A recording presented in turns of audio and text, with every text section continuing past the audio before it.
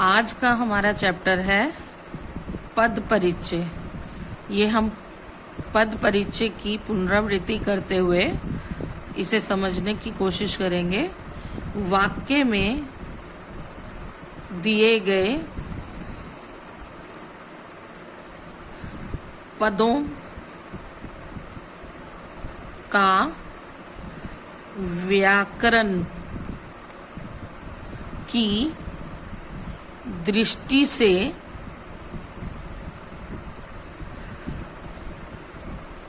जानकारी देना पद परिचय कहलाता है।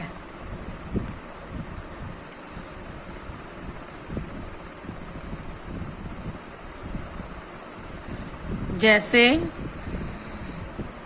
राम पढ़ता है, इसमें अगर राम को अंडरलाइन है तो राम एक नाम है।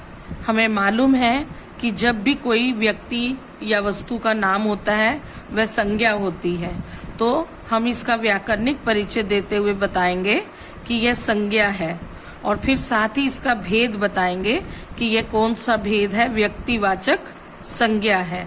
इसके साथ हमें बताना है कि राम पुल्लिंग है, और साथ में हमें बताना है, क्योंकि एक ही व्यक्ति के बारे में बात है, एक ही नाम है यहाँ पर और एक वचन है। तो इस प्रकार हमने राम का ये व्याकरणिक परिचय दिया। तो राम एक पद है जिसका हमने व्याकरणिक परिचय दिया। ये क्रिया कहलाती है पद परिचय। पद परिचय के लिए हमें सबसे पहले व्याकरण का संपूर्ण ज्ञान होना जरूरी है, जिसमें आपको संज्ञा, सर्वनाम, विशेषण, क्रिया, इसके बाद आता है क्रिया विशेषण,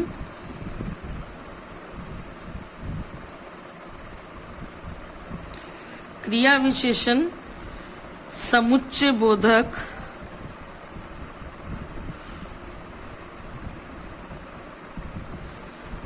संबंध बोधक,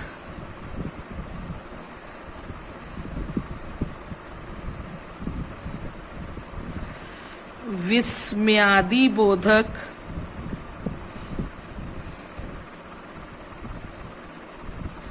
और लास्ट में इसके आता है निपात। ये जितने भी हैं ये सारे अव्यय कहलाते हैं। ये सब अव्यय हैं। अब इसमें जैसे संज्ञा है, संज्ञा के बारे में आपको सबको मालूम है, इसके 3 भेद हैं। व्यक्तिवाचक संज्ञा, जातिवाचक संज्ञा और भाववाचक संज्ञा। इसी तरह सर्वनाम, जिसके 6 भेद हैं। पहले पुरुषवाचक सर्वनाम, जिसमें आप प्रथम पुरुष, फिर मध्यम पुरुष और साथ ही तीसरा अन्य पुरुष करते हैं, जिसको इंग्लिश में आप फर्स्ट पर्सन, सेकंड पर्सन और थर्ड पर्सन कहते हैं।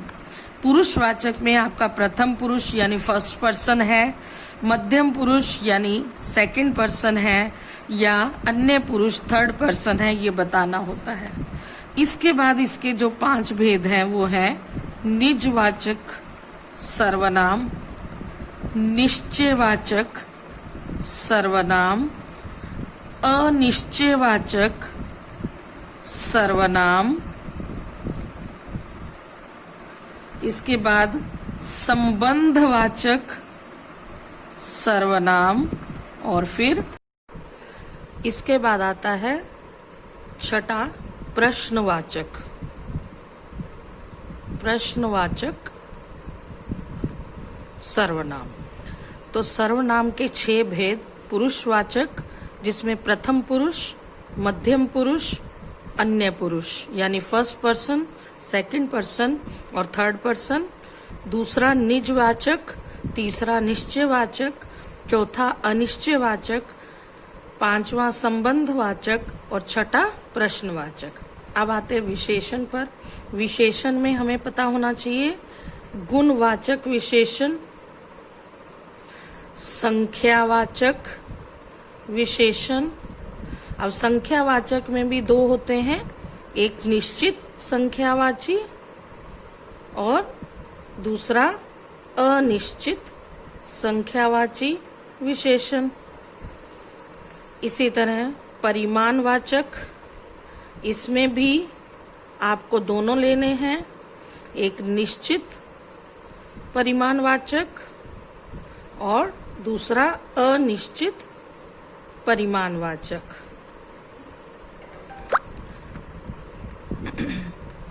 इसके बाद आपका आता है सार्वनामिक विशेषण, जो सर्वनाम विशेषण के रूप में प्रयुक्त होता है। तो 4 प्रकार के विशेषण, गुणवाचक, संख्यावाचक, निश्चित और अनिश्चित, जैसे 2 किलो, 2 सेब या फिर कुछ सेब। परिमाणवाचक, निश्चित और अनिश्चित, 2 किलो आलू या कुछ आलू। सार्वनामिक विशेषण, जो सर्वनाम विशेषण के रूप में प्रयुक्त हो। अब हमें क्रिया के भी जानकारी होनी चाहिए। क्रिया में हम लोगों को अकर्मक क्रिया, जिसमें कर्म नहीं होता, और सकर्मक क्रिया, 2 भेदों का पता होना चाहिए। अकर्मक और सकर्मक के बाद क्रिया का काल क्या है। क्रिया वर्तमान काल यानी प्रेजेंट टेंस में है, भूतकाल यानी पास्ट टेंस में है, या फिर भविष्यत काल यानी फ्यूचर टेंस में है। ये हमें पता चलना चाहिए, ये हमें बताना पड़ता है। क्रिया का संबंध वाक्य के किस भाग के साथ है, किस पद के साथ है, पद के साथ उसका संबंध भी बताया जा सकता है। ठीक है। अब आते हैं हम अव्यव। अव्यय जो है उनमें एडवर्ब यानी क्रिया विशेषण आता है, यानी क्रिया कब हुई, कहाँ हुई, कितनी हुई और क्रिया कैसे हुई। ये 4 चीजें क्रिया विशेषण में हमें पता लगानी होती हैं। कब हुई यानी समय, उसका नाम है कालवाची क्रिया विशेषण। कहाँ हुई यानी जगह यानी स्थान, स्थानवाची क्रिया विशेषण। कितनी हुई यानी परिमाणवाची क्रिया विशेषण। ये नाम है क्रिया विशेषण के, जो भेद हमें बताने होते हैं।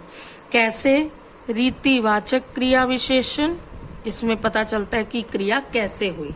तो ये एडवर्ब है, क्रिया कब हुई, कहाँ हुई, कितनी हुई और कैसे हुई, जिसमें हमें यह पता चलता है वह क्रिया विशेषण है। ये हमें अपने पद परिचय में पता होना चाहिए। उसके बाद आते हैं समुच्चय बोधक और संबंध बोधक। आपने क्लास में इंटरजेक्शन इंग्लिश में और कंजक्शंस आप करते हैं। ये समुच्चय बोधक और संबंध बोधक वही हैं जब आप पता लगाते हो 2 शब्दों और 2 वाक्यों के बीच में जो प्रयुक्त अव्यय है उनका। तथा, और, अथवा, इस तरह कई ऐसे वाक्य हैं कि, इसलिए ये सब समुच्चय बोधक और संबंध बोधक के अंतर्गत आते हैं। ये हमें पता होने चाहिए। इनको हम खाली अव्यय भी लिख दें, अगर हम सिर्फ अव्यय भी लिख दें तो भी हमारा ये आंसर सही माना जाता है। सिर्फ अव्यय भी लिख दें तो समुच्चय बोधक अव्यय या संबंध बोधक अव्यय, या हमें नहीं पता है तो हम अव्यय लिखें तो भी हमारा आंसर सही माना जाता है। निपात, निपात यानी जब हम जोर देकर बात कहते हैं, अरे कर भी लो, ऐसे भी लगाना, तो लगाना, इस तरह निपात।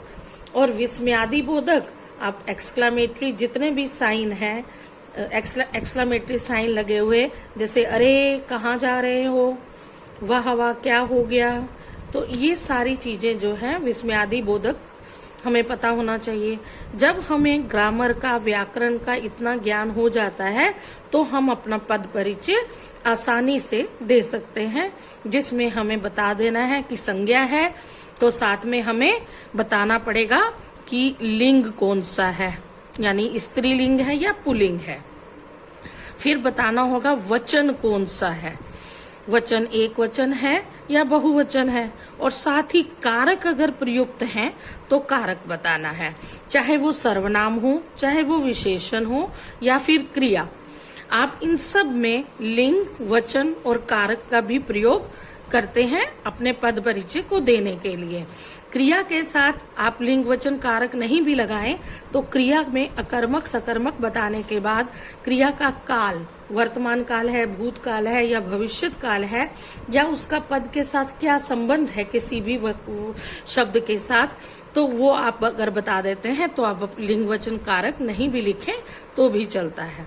क्रिया विशेषण जब आती है तो उसका आपको ये बताना जरूरी है कि ये क्रिया किस क्रिया की विशेषता है, यानी क्रिया के बारे में भी बताना उस समय जरूरी है कि ये किस क्रिया की विशेषता बता रहा है।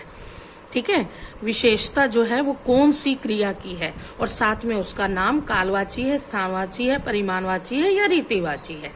और समुच्चय बोधक, संबंध बोधक आप अपने आप ढूंढ ही लेते हैं। दो पदों को, दो शब्दों को या दो वाक्यों को जोड़ने का जो शब्द काम करते हैं वो समुच्चय बोधक और संबंध बोधक हैं। विस्मयादि बोधक जिनमें एक्सक्लेमेटरी साइन है, और निपात जब हम बात कोई जोर देकर कहते हैं।